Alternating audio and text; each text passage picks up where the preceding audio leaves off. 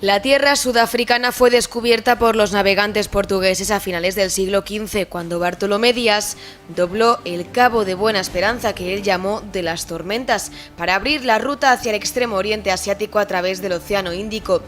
Pero quienes primero se asentaron en aquellas tierras fueron los holandeses, asegurando una importante base a medio camino de las Indias Orientales. En 1652, Jan van Riebeeck fundó la colonia de El Cabo en 1685, tras la expulsión de los hugonotes de Francia por Luis XIV. Algunos de estos se dirigieron hacia aquellas tierras africanas habitadas por calvinistas. Con motivo de las guerras napoleónicas, los Países Bajos son ocupados por Francia, lo que aprovechan los británicos en 1806 para conquistar la colonia de El Cabo, que a partir de entonces pasará a estar gobernada por ellos, a resultas de lo cual comienza a fluir población de origen británico a la colonia, aunque siempre será minoritaria. A lo largo del siglo XIX los blancos se expandirán hacia el norte y el este desde su originaria colonia del Cabo. En los años 20 surge con fuerza la nación zulú, de la mano de Chaka Zulu, comenzando un periodo de guerras y migraciones masivas de los bantúes. Se produjo entonces el Gran Trek, la ocupación de tierras en el noreste por los blancos de origen holandés que no querían ser gobernados por los británicos, sino cuya aspiración era organizar su propia comunidad política. Así nacieron el Estado Libre de Orange y el Transvaal, las dos repúblicas Boers. En 1880, tras la guerra entre zulúes y británicos de Natal, se produce la primera guerra de los Boers a consecuencia de la anexión británica del Transvaal. La guerra, optimistamente afrontada por Londres, terminará en una victoria afrikáner, que consiguieron el reconocimiento de una república sudafricana por la Convención de Londres de 1884, cuyo presidente fue Paul Kruger. Parecía que se había llegado a un cierto entendimiento, pero en 1886 se descubrirá lo que entonces eran los mayores yacimientos de oro del mundo, lo que despertó las ambiciones británicas, cuyo imperio se extendía para entonces por las actuales Zimbabue, Botswana y Zambia, además de la colonia de El Cabo.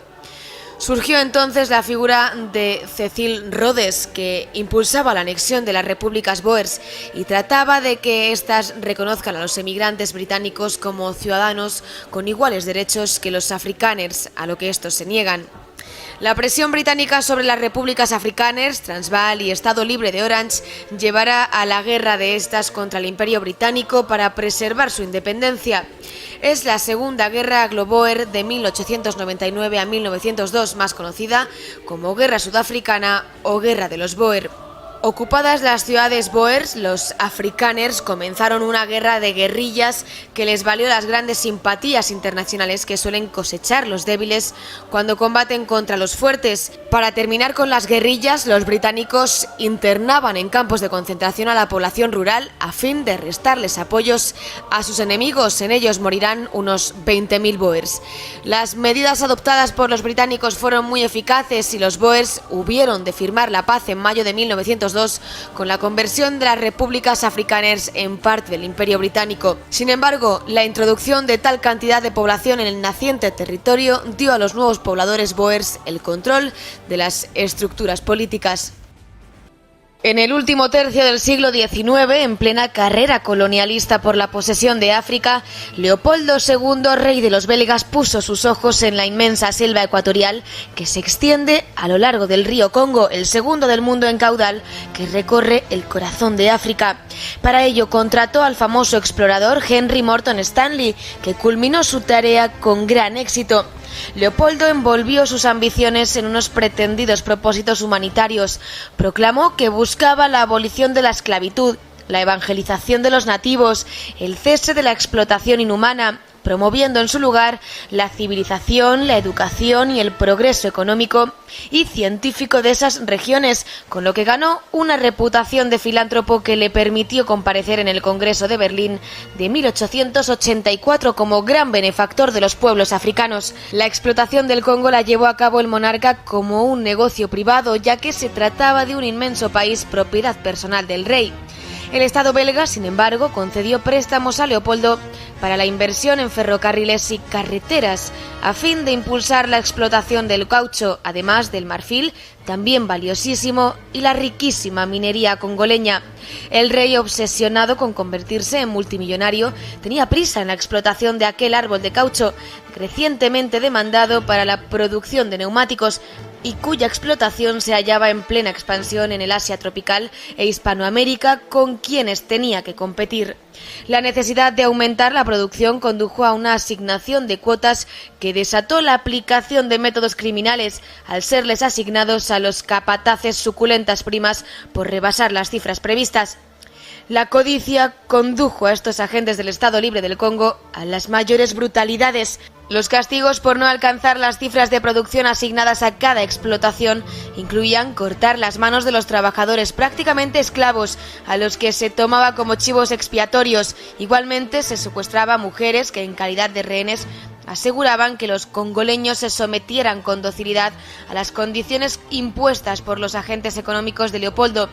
Para aquellos para los que las tales prácticas no eran suficientemente disuasorias, estaba la visión de las exploraciones rodeadas de cercas coronadas con las cabezas de decenas de indígenas. Aunque oculta a los ojos del mundo, la situación fue denunciada en 1895 por el misionero Henry Grattan Guinness, que sin embargo fue burlado por Leopoldo. Pero Guinness sembraría la sombra de la sospecha que aprovecharía Edmund Den Morel, periodista británico que recogería pruebas inapelables de las atrocidades cometidas en el Congo del rey belga. La denuncia pública tuvo que llegar tras la muerte de la reina Victoria, prima de Leopoldo, en 1903. El Parlamento británico emprendió una investigación dirigida por el diputado Roger Casement, que corroboró todos los extremos de lo que Guinness y Morel habían denunciado. El Parlamento de Londres solicitó entonces a Leopoldo II que cediera aquella inmensa finca de casi 2,5 millones de kilómetros cuadrados, unas extensiones equivalentes a 5 veces España. El Estado belga, lo cual un Leopoldo acosado por la opinión pública de su propio país, accedió en diciembre de 1906. Para entonces, Leopoldo II era uno de los hombres más ricos del mundo, a un coste que estima no muy lejano a los 10 millones de seres humanos. A pesar de que África es el continente más cercano a Europa, paradójicamente ha sido el más ignorado a lo largo de la historia. Hasta entrado el siglo XX no existían mapas fiables de su interior. El Sáhara, las enfermedades y las condiciones naturales habían constituido un freno decisivo a la penetración europea. Incluso cuando las potencias europeas extendieron su poder por América y Asia, África siguió quedando al margen. Pero eso terminó hacia 1870, cuando los principales poderes de una Europa en plena revolución industrial fijaron su mirada sobre África. Para entonces se había producido la emergencia de una poderosa Alemania, dirigida por un verdadero genio, Otto von Bismarck, quien reclamaría un lugar bajo el sol, es decir, participar en el reparto de África. Bismarck convocó en 1874 el Congreso de Berlín con el fin de ordenar la concurrencial explotación de África y reclamar colonias para sí. Desde el punto de vista del gobierno alemán, la conferencia fue un éxito que terminó de consagrarle como el árbitro de Europa.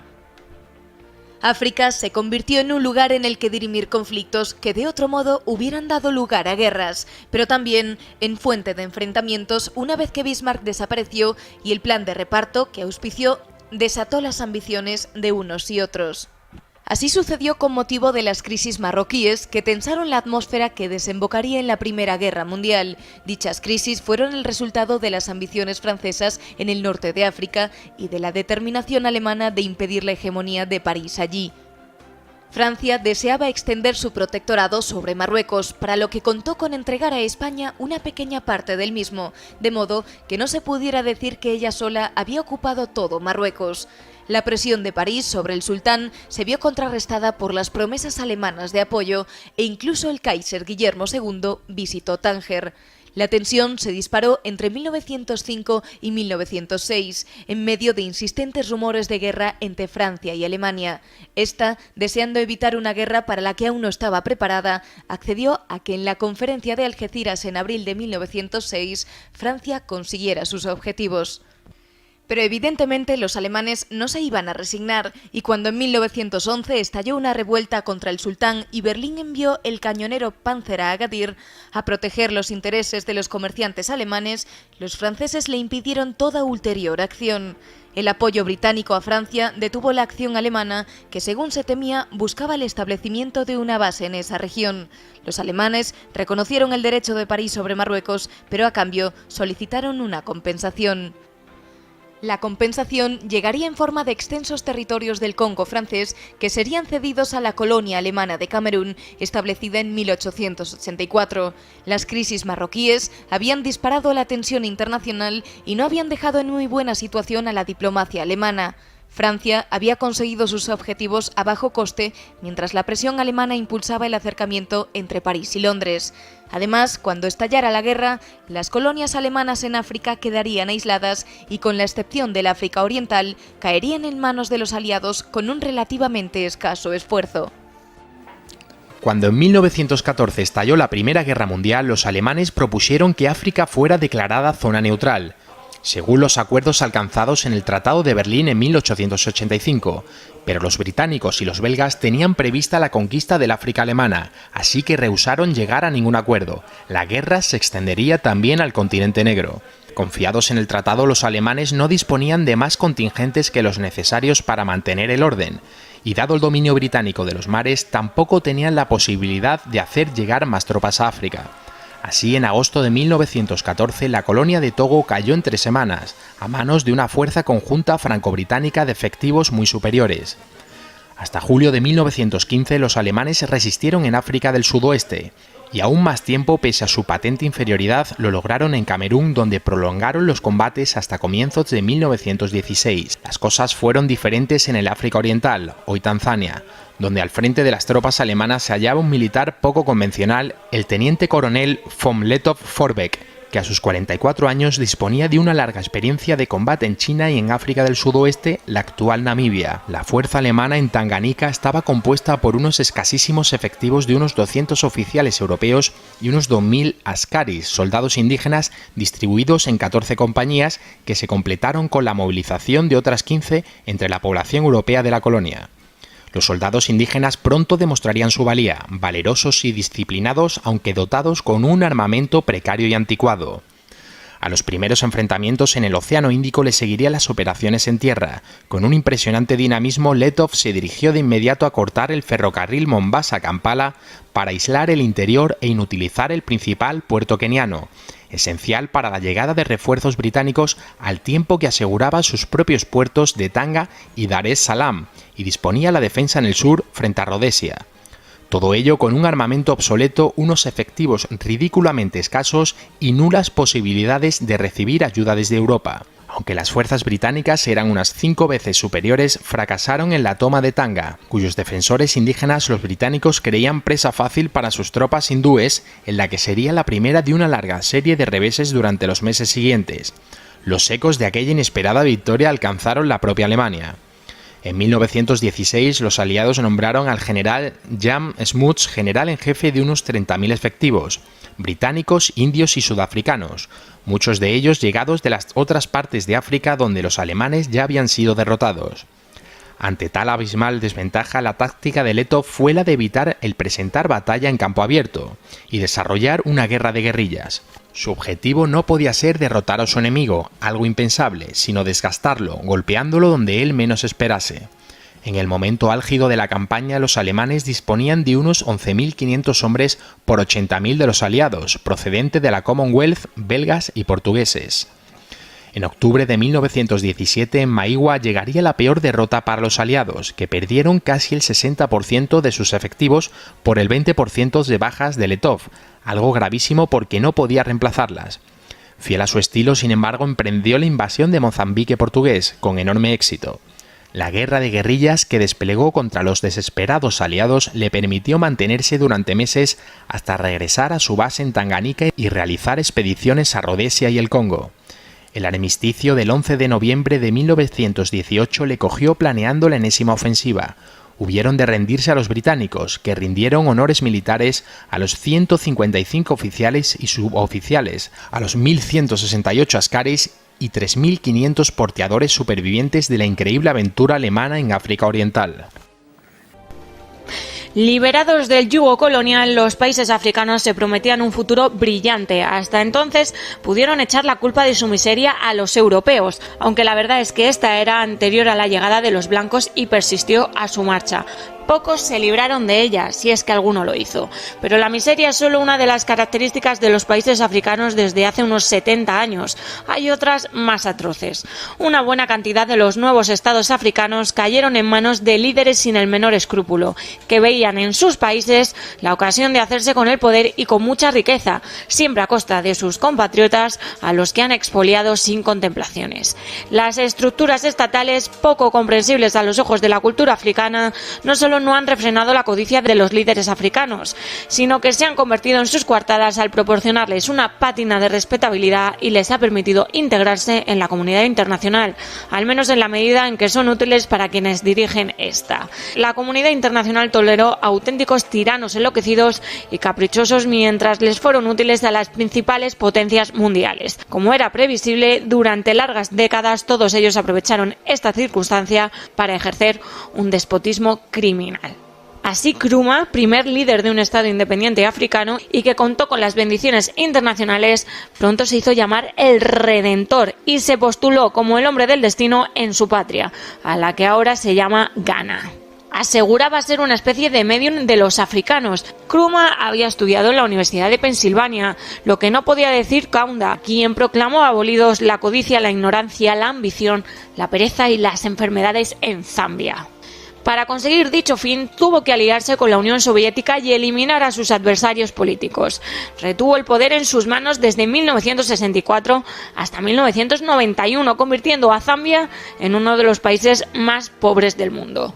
Lo peor estaba por venir. Jean Badel Bokassa, dictador de la República Centroafricana desde 1966, se autocoronó emperador en 1976, a imitación de Napoleón, a quien idolatraba, solo que lo hizo sobre un trono de oro, en un polideportivo y ante unos 3.500 invitados, a un coste de $25 millones de los años 70, un coste inconcebible para un país pobre de solemnidad. A imitación del Gran Corso, invitó al Papa a la ceremonia, pero Juan Pablo II rehusó acudir y en venganza Bokassa se convirtió al Islam. No solo liquidó a todos sus adversarios, sino que estranguló a algunos de ellos con sus propias manos. Tras concebir unos 50 hijos de 19 mujeres distintas, su última ocurrencia fue obligar a los niños a llevar sus retratos sobre los uniformes escolares. Cuando los franceses le derrocaron mediante un golpe de estado en septiembre de 1979, se encontraron reservas de carne humana en el frigorífico que el emperador centroafricano solía consumir. No muy lejos de Bokassa quedó Idi Amin, el líder ugandés entre 1931 y 1979, que transitó desde el apoyo israelí al soviético y al de Gaddafi. Cuando expulsó a los dos últimos diplomáticos ingleses de Uganda, se hizo nombrar conquistador del Imperio Británico, lo que ya era ascender, dado que había sido sargento del ejército británico. En su locura hizo elaborar planes de guerra contra Israel y declaró públicamente que Hitler hizo bien eliminando 6 millones de judíos. Varios ministros de Idi Amin huyeron al extranjero, Uganda, mientras él se proclamaba señor de todas las bestias de la tierra y los peces del mar, y se auto-otorgó un doctorado en la universidad. Se calcula que las víctimas de su gobierno pudieran haber ascendido a una cantidad entre los 200.000 y el 500.000. El apartheid fue el régimen político instaurado en Sudáfrica entre 1948 y 1992, que se basaba en la separación por razas del espacio social y en que el derecho al voto se reservaba para la raza blanca, que constituía el 20% de la población.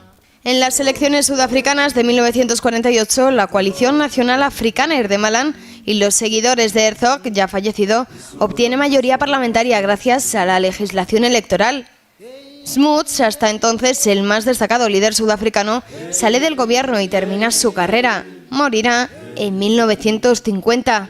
Se considera, pues, que en 1948, con Malan, comienzan los 46 años de gobierno del Partido Nacional, durante los cuales se implementan las políticas del apartheid, que no surgen de la nada, sino que consisten en una acentuación del sistema anterior. Su singularidad básica consiste en que Sudáfrica tomaba un camino hacia el racismo justo en el momento en el que el mundo caminaba en sentido contrario. Desde entonces, aunque no se constituyó como partido único, el Partido Nacional sí fue el partido hegemónico en el conjunto del país. Comenzó lo que se llama pequeño apartheid, que consistía básicamente en leyes contra los matrimonios mixtos y las relaciones de tipo sexual entre distintas razas, siempre que una de ellas fuese blanca. A este le sucedió el llamado Gran Apartheid, que consistía en una separación espacial, sobre todo en las ciudades, de la raza blanca y el resto de razas. Surgió luego el concepto de Bantustán en los años 60, que asignaba a cada nación africana un territorio.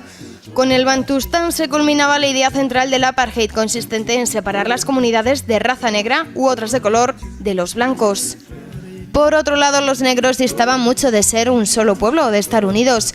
Estaban divididos en dos grandes grupos, los Xhosa y los zulúes, mutuamente hostiles. Los primeros habían fundado el Congreso Nacional Africano a principios de siglo y fundieron con el Partido Comunista, que estaba prohibido por el régimen sudafricano. Uno de los principales impulsores de esta unión fue un joven Nelson Mandela. Por otro lado, comenzaron a actuar en la clandestinidad a través de la Lanza de la Nación, una organización terrorista que asesinó a militares y civiles por igual. Los zulúes constituyeron el Inkatha, un movimiento político desgajado del Congreso Nacional Africano, al estimar que la problemática zulú era ignorada por este y de carácter mucho más conservador que aquel. El Inkatha estaba más dispuesto a llegar a acuerdos con los blancos, con quienes compartían ciertos intereses frente a los Xhosa. En febrero de 1990 se inició el desmantelamiento del sistema político cuando el presidente Frederick de Klerk legalizó el Congreso Nacional Africano y liberó a Mandela. 2 años más tarde, el apartheid era eliminado en referéndum, lo que facultó la elección de Mandela como presidente de la nación.